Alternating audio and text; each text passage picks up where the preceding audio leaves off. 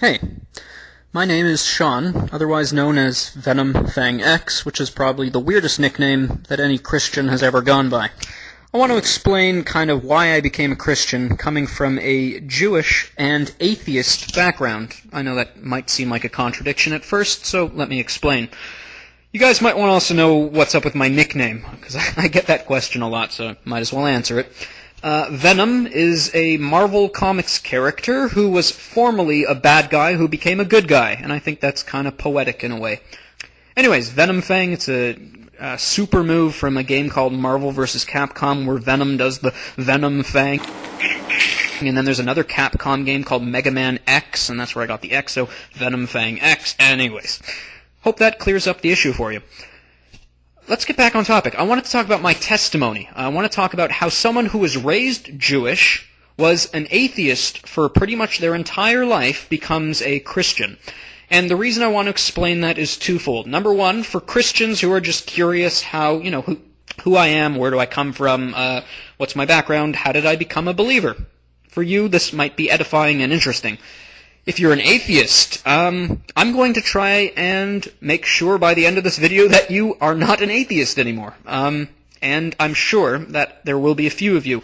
If you are one of those few, this is going to be very exciting for you, because when you come to faith in God, things look differently. I mean, I've heard the same from other people. You don't look at the trees the same way no more. Anyways, let's start from the beginning.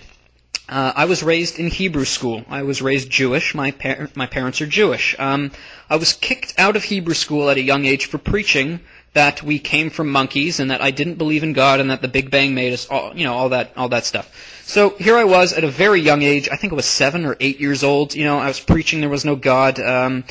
And I continued that way for pretty much my whole life up until June 28th, 2006, which was 2 years ago. Today's 2008.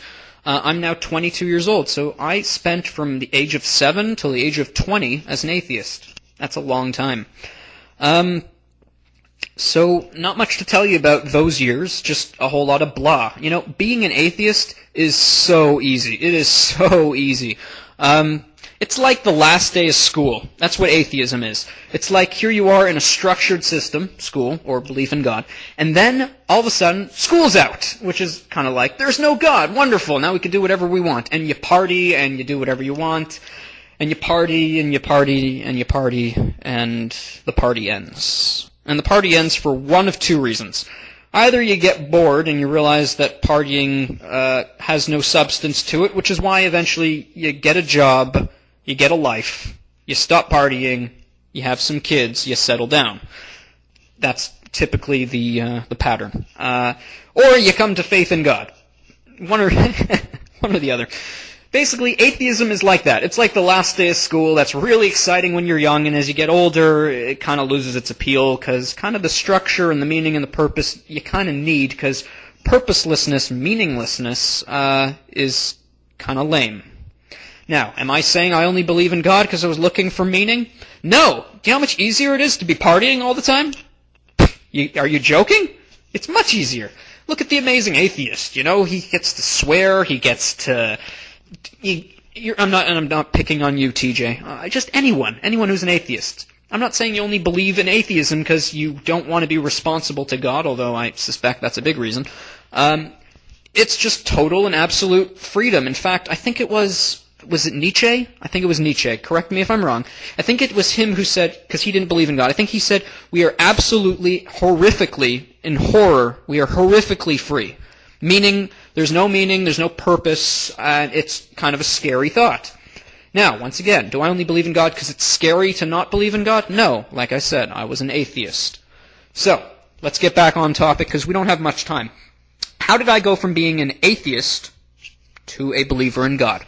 Like I said, and I'm not a typical example because I was raised in Hebrew school, so this might not apply to everyone, but I still think the logic is sound. I was raised in Hebrew school, so I believed in these Jewish stories, stories like Adam and Eve, Noah's Ark, the Flood, Abraham, Isaac, Jacob, the Exodus, Moses, the Ten Commandments, Israel, Jerusalem, King David. If you haven't heard these stories, obviously you haven't read the Bible, or you don't know much about it, or you weren't raised in any kind of biblical background. That's okay. My point was, these were Jewish stories. This was in the Torah. I thought this was the Jewish religion, and the Christians had their religion, the Buddhists had theirs, and everyone's just making up stories. That seemed to be my logic, because as an evolutionist, I believed in evolution. I figured that religion evolved as well. People made up stories, they added to their stories, and people are making up all kinds of stories all over the place. That seemed to be logical at the time. Here's the problem. June 28, 2006, I started watching these creationist videos. Out of curiosity, wanted to see what they thought. This is what struck me. While there is beautiful, wonderful evidence for the existence of the intelligent designer, what struck me as even more amazing than that was this. The Christians, these non-Jews and Jews, there are Christians who are Jewish, like me, the Christians primarily are not Jewish. They are Gentiles, non-Jews. And they believe in Adam and Eve, Moses, the Exodus, King David, Jerusalem, Israel, the flood, Noah's Ark, all that stuff. They believe all of it.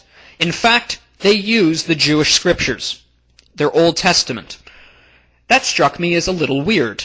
I said to myself, how is it that the Gentiles believe in the God of Israel? That got me thinking. When did that happen? When did the Jewish stories get given to the Gentiles? 2,000 years ago, it turns out. A man came by the name of Jesus, Yeshua, who was a Jew. He claimed to be the Jewish Messiah. He was rejected by the Jews according to prophecy written before Jesus was born, found in the Jewish scriptures, which I can go to a synagogue today and find. A synagogue is a Jewish worship center. And I'll give you an example. Isaiah 53 says the Messiah would be bruised and beaten and killed for atonement of the sins of the world, be rejected by his own people, received by the Gentiles, that's Isaiah 49, then raised from the dead. Those prophecies alone, and then of course on top of that, Daniel 9:24 through 26 says the Messiah had to come before the destruction of the Second Temple, which was 2,000 years ago. So this man had to come before the destruction of the Temple 2,000 years ago, be rejected by the Jews, received by the Gentiles, and it happened. Now, could they have concocted the story of Jesus Christ just to make it look like he fulfilled the prophecies? Perhaps, but that doesn't explain why the Gentiles received him and the Jews rejected him, and now here we are 2,000 years later, and billions of Gentiles believe in the God of Israel, including me. So, it seemed from that, just from a biblical prophecy point of view, it seemed the God of Israel had revealed himself to the Gentiles exactly in the manner that he said he would. That struck me very hard. And that might just because I come from a Jewish background, maybe not. That might not work for you, works for me, but fine, there's other good reasons. So I'm looking at the simplest life, and it's funny to talk about life as simple because it ain't simple. It's not simple. So let's talk about the simplest life, probably a single cell. A single cell. If you know how complicated a single cell is, look up, you guys got Google. Google is a very helpful resource. Go on Google and just look up this cell and look at all its parts, the nucleus and all that goes into a cell. And then I want you to imagine blowing up a single cell to the scale of a human being. So imagine a very large single cell.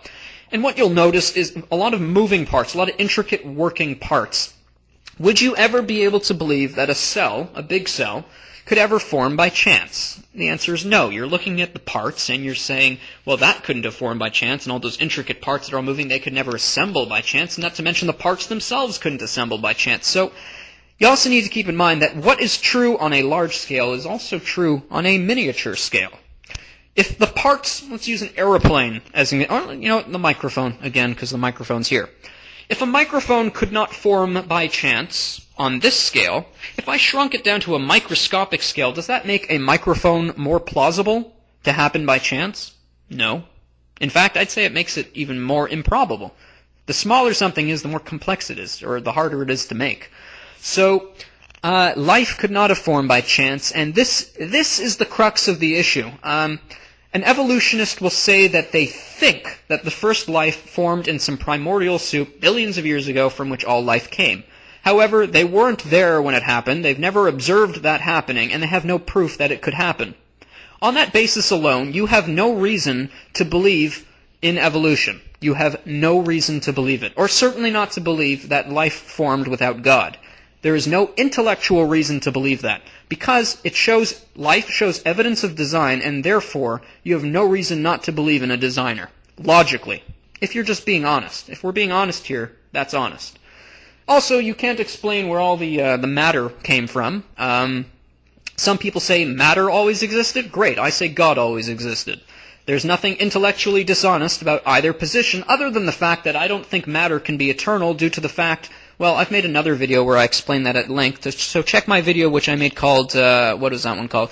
Who Made God? I kind of explained that the universe can't be eternal, which is, I think, another great proof of God. All at once, it became incredibly clear to me. Okay, there's a God. He made everything. And he has revealed himself primarily, first, to the Jews, then to the Gentiles, through the person of Jesus Christ. For me, it's a no-brainer. It's as obvious as me standing here in front of you. And I hope, if you guys are intellectually honest, you will come to the same conclusion.